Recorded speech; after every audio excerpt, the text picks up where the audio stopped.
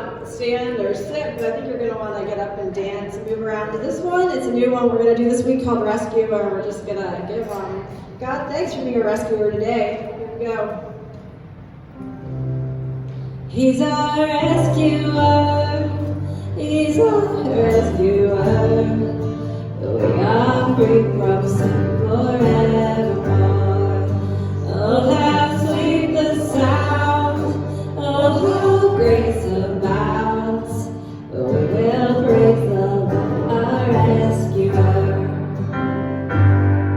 There is good news for the captive, good news for the sheep.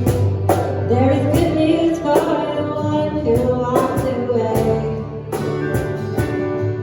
There is good news for the doubter, the one religion failed. Oh, the good Lord has come to seek and save. He's our rescuer, hey! He's our rescuer, hey! We are free from sin forevermore. Oh, how sweet the sound, hey! Oh, how grace abounds, hey! We will praise the Lord, our rescuer. His praise abounds, riches for the poor. His friendship for the world knows. He is pasture for the weary.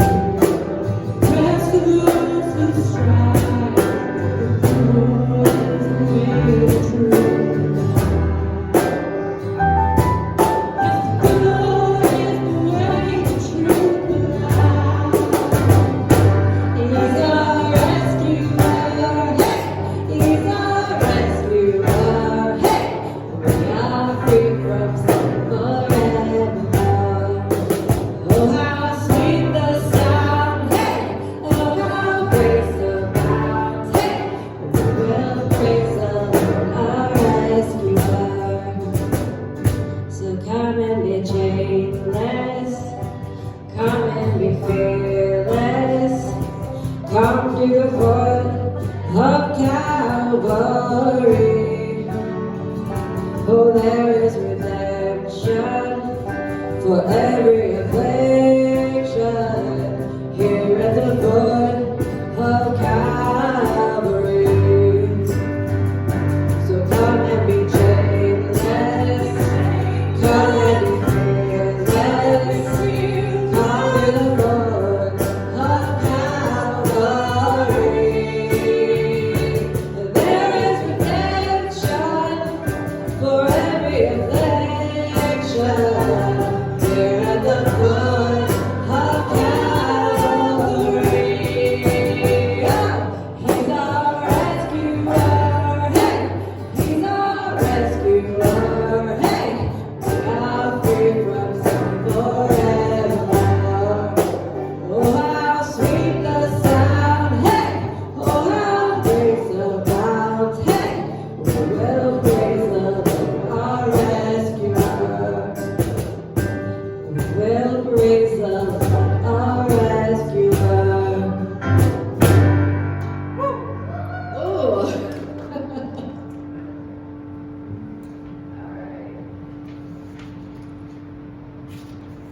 That's such a fun song. If you go and watch it, it's by Wind Collective. If you go watch it, it's like this full band. They're on the back of a tractor in Ireland or something somewhere, and like all these townspeople are coming, and they just like random start adding in, and the haze, and the crowd gets bigger. And it's just so much fun to sing along with and worship the Lord.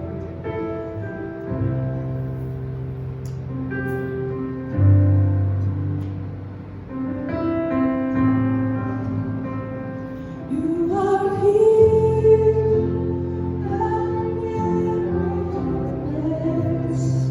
I worship you,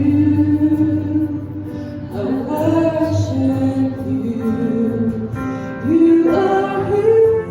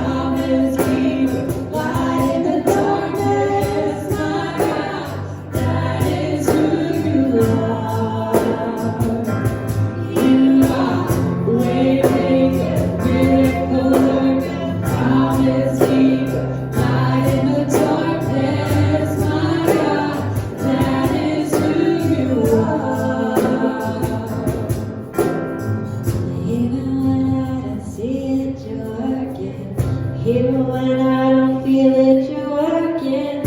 You never stop working. You never stop working. Even when I don't see it, you're working. Even when I don't feel it, you're working. You never stop working. You never stop working. Even when I don't see it, you're working. Even when I don't feel it, you're working. You never stop working. You never stop working. Even when I don't see it, you're working. Even when I don't feel it, you're working. Oh, you never stop working. You never stop working. Waymaker, miracle worker, promise keeper, light in the darkness. My God, that is who you are. Oh, you are. Waymaker, miracle worker, promise keeper, light in the darkness. My God, that is who you are. That is who you are. That is who you are. That is who you are. That is who you are. Oh, you are. Waymaker, miracle worker, promise keeper, light in the darkness. My God, that is who you are. Sing one more time. You are waymaker, miracle worker, promise keeper, light in the darkness. My God, that is who you are.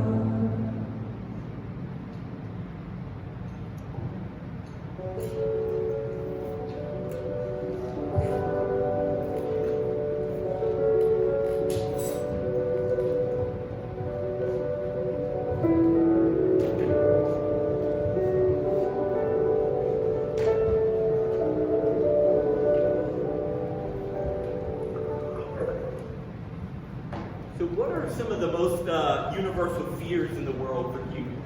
What do you think? What are people afraid of? Tornadoes. Tornadoes, yes. Yeah. That wasn't in the top 5, but yes, death. Death certainly is. What else? Failing, yep. Especially some type of social failure that people see. So people are like failing at speech or failing very publicly. That was in the top 5. What else? Cancer, yeah, like some type of serious illness. None of us mentioned it, but one of the top 5 was a fear of insects, bugs, and a fear of snakes. Anybody terrified of snakes? No, I have a pet snake. You have a pet snake? I did. Oh man, I don't like snakes. I knew some people who had pet snakes, but I actually knew some people in Tennessee who raised snakes and bred them as pets and sold them.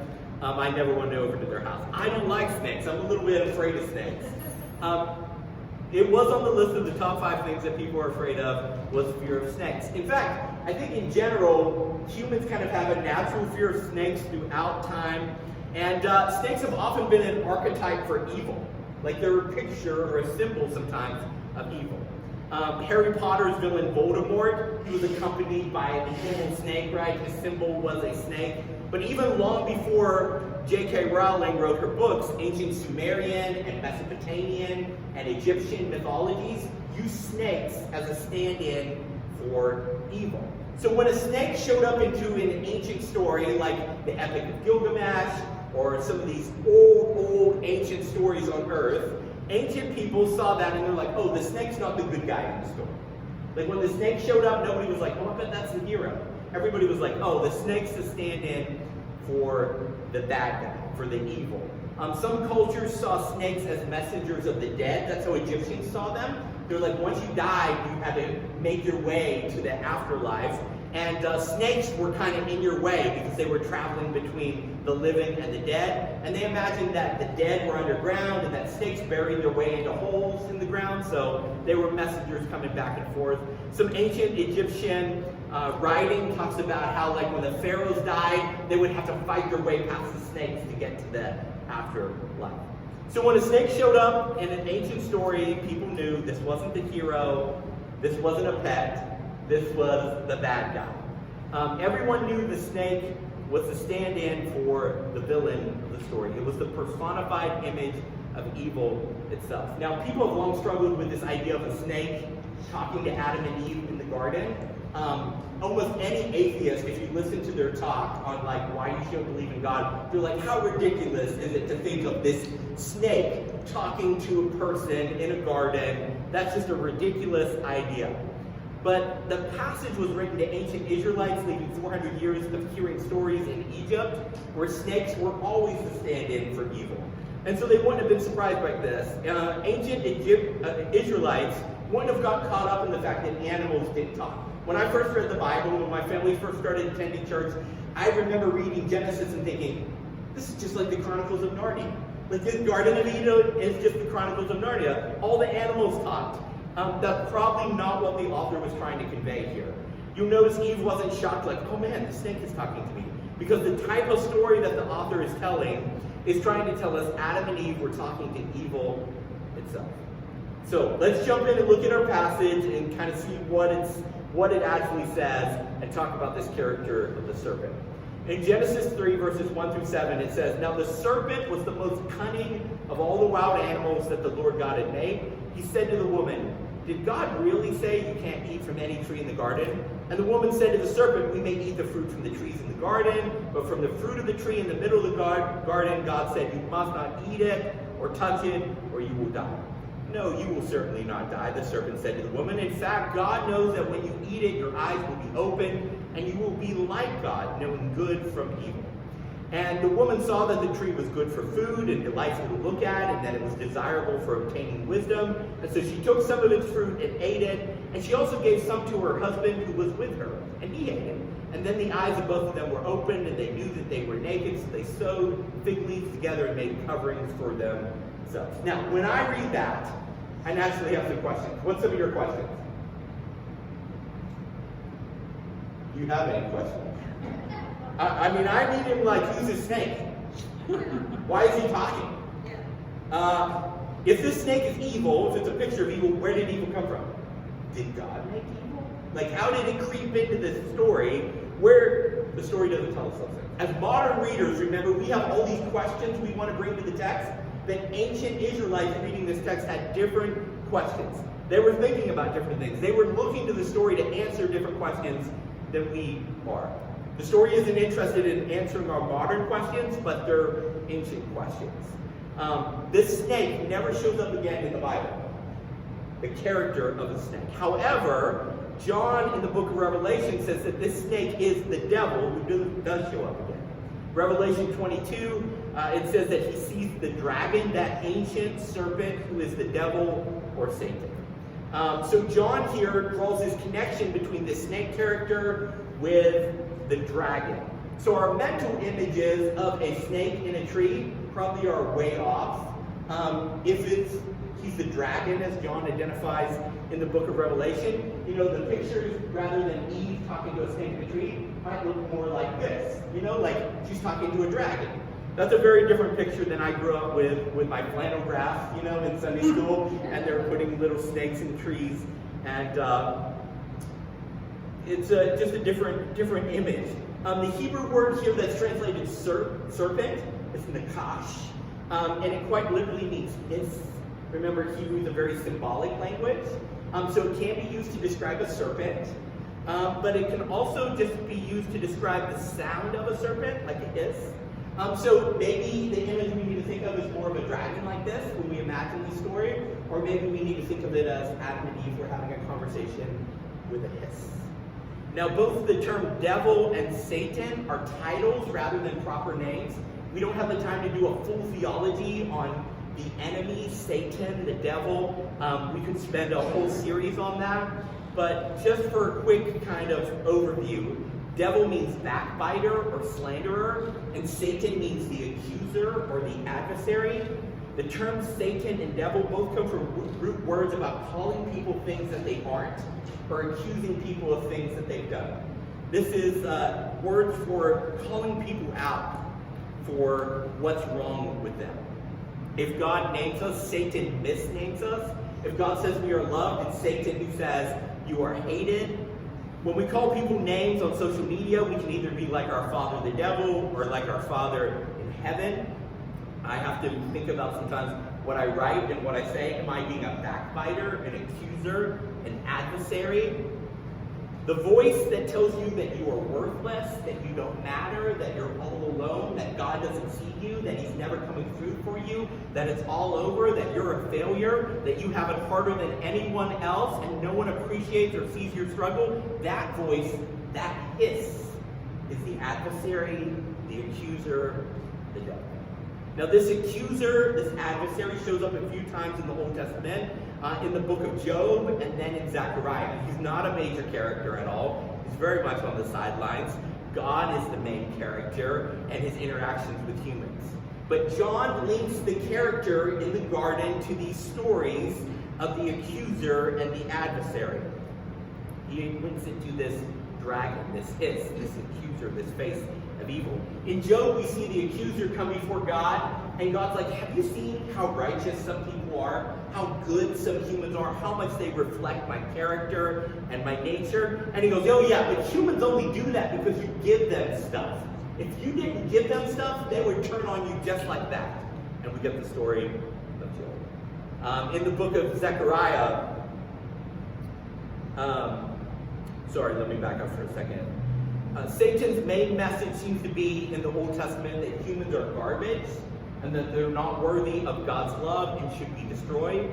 So when we look at the gas chambers of the Nazis or sex trafficking of children all across the world or ethnic genocides, it's perfectly accurate to say devils are at work beyond even the evil of humanity, and we're all capable of doing evil things. There are dark forces that want to destroy ourselves according to the biblical story. Forces that want humans to sink so low that they become like animals instead of reflecting the divine image of God himself. The second time we see this devil, this adversary, this accuser show up is in the book of Zechariah. Anybody do any light reading in Zechariah this week? It's not a book we turn to a lot. It's actually one of my favorite books in the Bible. I love the book of Zechariah.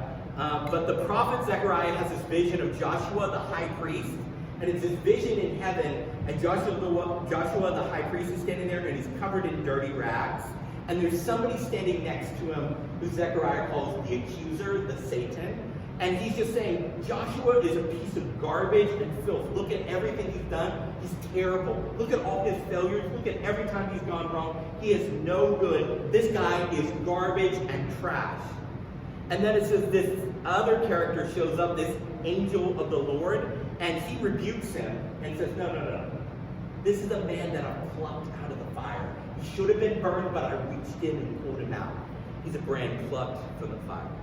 This is one of my favorite passages in the Bible. Seriously, like, if you're watching online, just turn this off, go read Zechariah 3. It's going to be better. After this, guys, go read Zechariah 3. It's just such a great story. The name Joshua is the same name as Jesus in the New Testament. His name literally means Yahweh saves. And so you have this great image of like this court case in heaven where the high priest is on trial and God the Father is the judge, and you have Satan accusing him as the prosecutor, and you have Jesus defending him, and he's literally holding up his nail-scarred hands and saying, objection, you can see the burns where I pulled him out of the fire. He does not deserve to be punished today. As excited as I get about that passage, let's get back to our passage in Genesis 3. And here we see this accuser, this adversary, this backbiter, this enemy. He starts with a question. Now, questions aren't bad. I think questions are one of the most important things in our faith. If we're not asking questions, we're probably not looking for truth. Jesus himself, when he was asked a question, he would often ask a question back to the person who asked him a question to get to the heart and the root of their real issue. So there's nothing wrong with asking questions.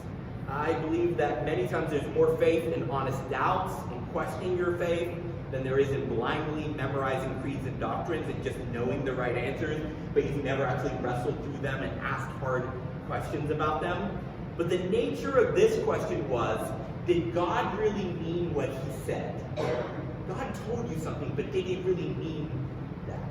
The question was designed to make them doubt the trustworthiness of God and also assume that there was wiggle room in what God said. Now, this still happens today. This isn't something that just happened in the garden a long time ago. God says something, and we doubt that he will follow through. God says something, I'll read that he said something, and I'll be like, yeah, but not for me. He's not going to do that. We doubt that the chief characteristic of God is goodness, and we doubt that he's a God who makes things good. Over and over again in the story, up to this point, what happens? God makes something, he's like, that's good. God makes something, he says, that's good. He looks at Adam, he says, God needs community. Oh, here's Eve, now it's good. He just keeps making things good. But what the adversary, what the accuser wanted to do here was, does God really make things good? Or does sometimes he make things bad? And that's still the question that he has us ask today, that we wrestle with ourselves. Is God making some things bad in my life? Or is he making all things good? We blame many times the bad things in our life on God. And there was this quote by Dallas Willard, never believe anything bad about God. I wrestle with this quote, and I remind myself of this quote, and I go back to this quote again and again. God is a good creator who makes things good. But on the other side, sometimes God says things that annoys me or rubs me the wrong way, so I attempt to dismiss what he said by asking, is that really what he meant? I look at the fruit on the tree of knowing good from evil, and I'm like, that fruit looks really good. So I think what God meant to say was, eat it, but just don't eat a lot. You know, like, have a bite, but don't eat the whole thing. Smell it, but don't, consume it. When God says something like, love your enemies, I want to add caveats. Not people who vote like that. Not people who look like that. Not people from over there. Not people who have hurt me like that. Not Villanova students partying next door. I want to apply love your enemies to some people who are lovable, who aren't really enemies, but not really to those who are out to hurt. Now, sometimes the church has developed a habit of forming an outlandish position from something that God has never said. And this happens a lot. People be like, I'll die for this position. And I'm like, yeah, but Jesus never said that. Like, where are you getting this from? But sometimes I also form an outlandish defense for why God didn't mean what he actually did say. When I do that, I'm repeating the fallacy, the foolishness, the mistake of our first father and mother. I'm assuming that God is not good and that he does not do good. God commands things because he wants to funnel us towards joy. He doesn't command things just to be like, I'm just going to see what happens. It's a psychological experiment. I want to see if I can control that. God never does that. God commands things because he wants what's best for us, because he wants to bring good into our life. God is always trying to funnel us towards joy, to funnel us towards himself, the source of all life and joy. Now, when Eve explains the command of God to the snake, she adds something here that we don't see God ever saying in the text. She adds, we cannot eat of it, and we cannot even touch it. But she adds on to the commands of what God said. Something that God never said, she's now added in as equal value to the rest of the command. Now this has continued again and again throughout time, right? God says something and then humans add on to it. We tack on a whole bunch of other stuff. We saw this in the days of Jesus when God had given them a command of keep the Sabbath day as a holy day of rest. And then the Pharisees added all these obligations onto it. Humans have added to the commands of God things that God have never said over and over again. We take things that God intended to be blessings and we add a whole bunch of stuff onto them until they turn into burdens. Religion at its core is humans adding things onto what God actually said, adding all these human expectations, and you're like, why are we doing all this stuff? Later on this year, I'm going to do a series on what is church, what should it be, what should it not be. Sometimes we've tacked so much stuff and expectations onto it that it's become a burden rather than a blessing. But the hiss, the dragon, the accuser tells the woman, you won't die if you touch it. Well, obviously, God never said you'd die if you touch it. In fact, he says, if you eat it, something good will come from it. You will be like the Elohim, uses the word that we see in Genesis chapter 1 here. The snake promises her something she already has because she's already like God, right? He made her in his image. He made Adam in his image. They are already like Yahweh. The snake is claiming, I'm going to give you what you already have. That's what the enemy, the accuser, that's what sin always promises us. Something that we already have. Something that it can't deliver. But the snake is also claiming that they will know good from bad if they eat of this tree. It will give them wisdom. They'll be able to understand things like God does. So what's going on here?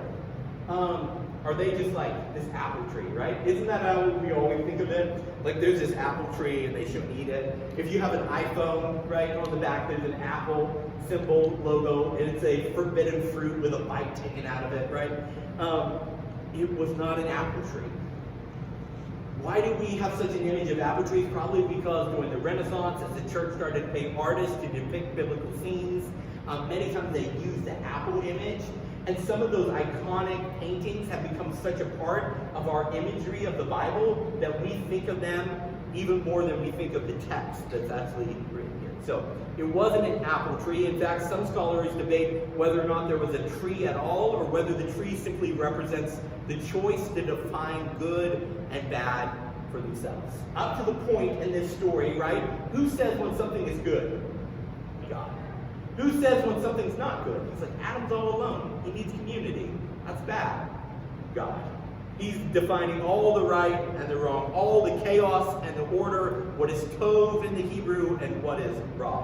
What is order, what is chaos, what is good, it has potential for more good, and what is not good, it has potential for less good. Humans work as his instruments to spread tov, but they don't define what tov is. Remember, he'd go to garden, and then he put the humans in the garden, and he said, do more of this. Spread this throughout the world. That was the command that he gave the humans. Multiply this good thing that I've done. Expand goodness throughout. He showed them what tov was, and then said, make more of this.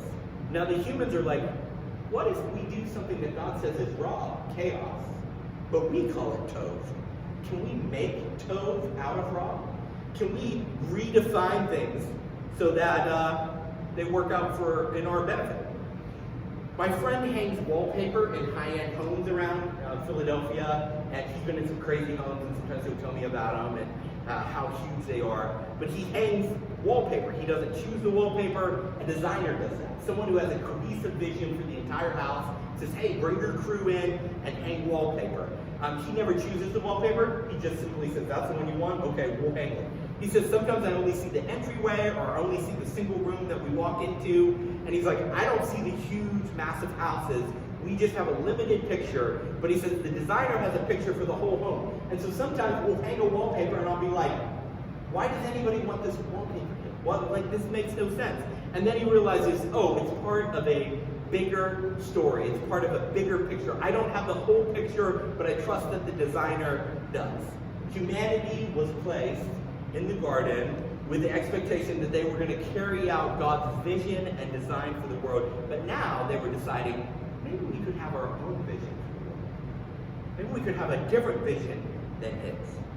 Every time we redefine good and bad for ourselves, we're eating from the tree of knowing good from bad. We're circumnavigating our need for God. We're saying, I don't need him. I can figure it out on my own. My atheist friend, he always brings up, he's like, it's not fair that some people long ago ate some fruit and now I gotta suffer all the negative consequences of death and sickness and war and disease in my world because they did that so long ago. It's not my fault, I didn't do that. But the story of the Bible is that we all keep eating this fruit. We all keep trying to cut God out of the story, trying to cut God out of our lives. So we're going to find out next week that the humans would work in the garden and then God would walk with them and celebrate their work and spend time with them and talk about what they were going to do next. God wasn't interested in controlling the humans, like I'm the only one who can define over and wrong. It's all about me. No, he was interested in community. The humans were saying, we can carry on the work that we're doing without you.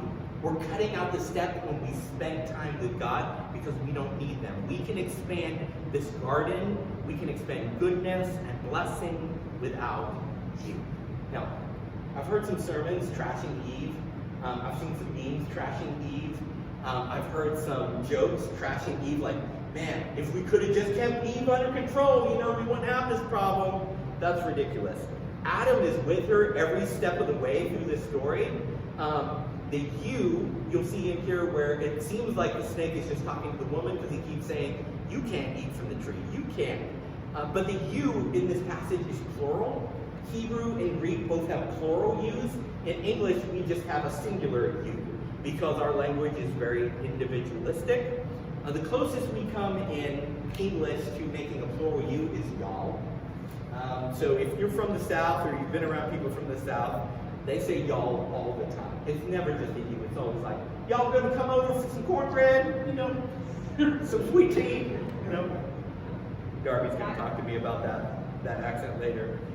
So if we read through this passage with the word y'all, all of a sudden it starts to open up the fact that this isn't just about Eve, it's about Adam and Eve there together. And in fact, if you don't believe me, you can look down at verse 6. It says Adam was there with her. She gave some to her husband who was with her. So they're both there together. I like to read it with the y'alls instead of the yous when I read through the passage because it reminds me Eve's not there by herself. It's more than one person when it's saying you. And it makes Satan sound real country. And I don't know, that just kind of makes me laugh. And it makes me think of The Devil Went Down to Georgia, which is a great song if you haven't heard it. So he tells Eve, and Adam is with her, and Adam is totally approving of everything she is doing. At any time, he could say, no, let's not do this. In fact, if anything, this story is painting Adam as so cowardly, he let her touch it first to see if she died from touching it. So Adam's there, and he's like totally approving of everything that's happening, and he's like, yeah, you touch it first, Eve. Like, oh, she picked it? Oh, she didn't die? Okay, we're good. Like, he's just actually not a good image of man here. So the next time someone makes an Eve in the apple joke, remind them that Adam was literally so cowardly that he let her touch it first in case she spontaneously combusted before he took some. This is not a hero story for men. This is actually a pretty bad look on them. Now, notice the path that Eve takes in choosing to dethrone God here. She sees, she delights, she desires, she takes, and she eats. Dr. Tim Mackey notes that the tree of knowing good from bad, it says, was in the middle of the garden, and the tree of life was in the middle of the garden. He says you have to choose to walk by the tree of defining good from bad for yourself in order to come to God, the source of life itself. The eyes of the window, or the eyes are the windows of the soul, the old saying goes, and Jesus seemed to agree with that. He said in Matthew 6:22-23, the eye is the guiding light of your body. If you look at good things, your life will be filled with light. If you look at bad things, your whole life will be full of darkness. If the guiding light of your body is darkness, that is truly a deep darkness. What we look at, what we long for, steers the direction of our lives. What we long for, we will come to believe will bring us joy, and ultimately, humans make any sacrifice in their pursuit of joy. God claims that his commands will lead us to joy. Our eyes claim to spot the things that will bring us joy that Yahweh is keeping from us. Will we trust our eyes, or will we trust our God? Social media is terrible about this, right? The whole design is about showing you other people's highlight reels so you can see what you don't have. That's the choice of knowing that's the choice of the tree of knowing good from bad. That's the choice in front of the first man and woman. That's the choice in front of every man and woman here today and watching online. Can you trust your eyes, or do you trust your God? They say seeing is believing, but our eyes lie to us. I've got some examples up here. Is that a rabbit or is that a duck? Is this an old woman or is this a young woman? It's like the more you look at it, the more confused I get because you start to see both sides. It was like that old thing that went around on the internet. It was like, is this blue or is this gold? Your eyes can't always be trusted. So, our passage ends here. We end in verse 7 with evil winning, the serpent snickering off somewhere on the sidelines at his success. But evil doesn't ultimately win in our world and doesn't ultimately win in our lives. Yahweh is going to deliver a promise. The woman will have a descendant who will crush evil completely. Evil will strike him, but he will wipe it out. The hiss will be silenced when Jesus dies on the cross. Struck by evil and yet dying, he dealt a death blow to evil and death itself. So when I hear the hiss in my life, in my head, in my story, you're not good enough, no one loves you, you'll never matter, I remind myself of the serpent crusher's words. Jesus said, I'm making a place for you in my home, so we'll be together forever. I will be with you always. You go in my power, with my presence. I don't call you my servant, I call you my friend. Ask, seek, knock. I love giving good gifts. My power shows up best in weakness. Because I love you, I laid down my life so that you might enjoy my rich life forever. Let's pray. Lord Jesus, thank you for silencing the hiss of the enemy. Thank you for being stronger than darkness. Thank you for suffering death so that we might taste life again. We're so grateful that you have defeated the serpent, the accuser. Lord, that when we stand in heaven clothed in all our failures, all our mistakes, all the wrongful things we chose by choice, you say, no, this one is a brand that I have plucked from the fire. God, I pray that you will remind us of your love, that we will hear your voice so loud that it silences the hiss. And I pray all these things in the name of Jesus Christ.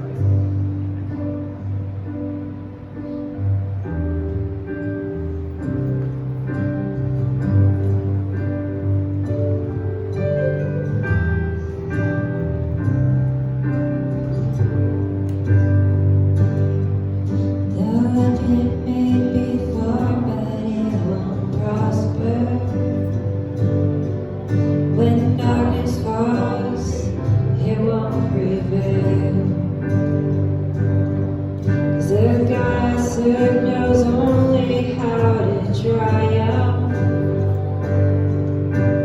My God will never fail.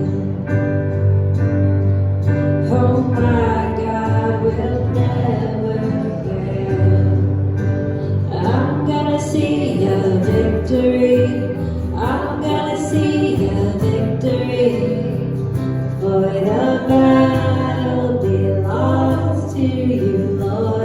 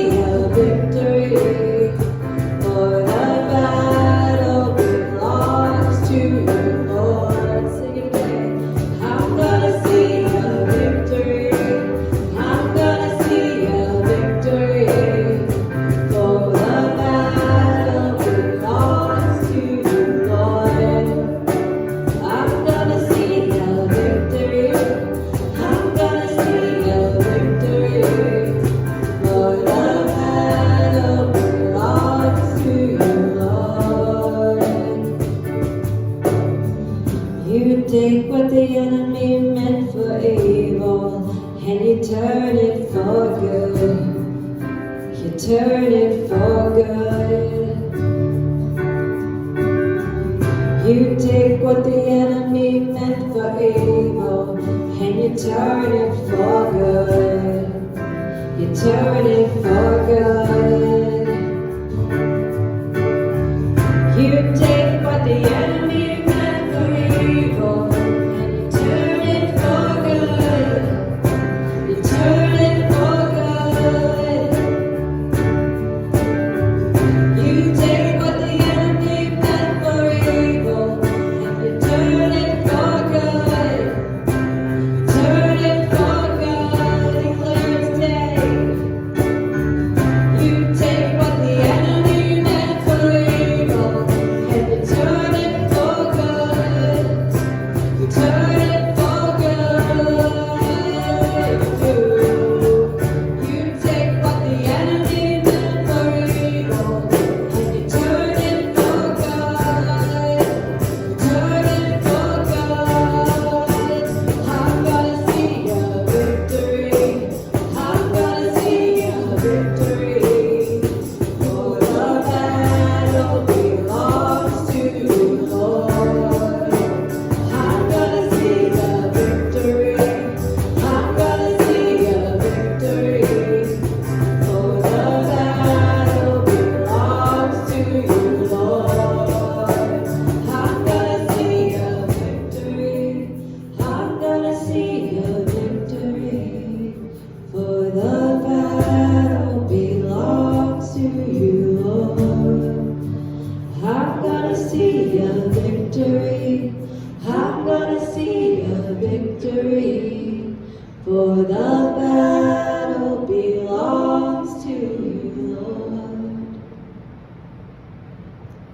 God, we give you praise that you take the enemy meant for evil and you turn it for good. May we seek you above all else.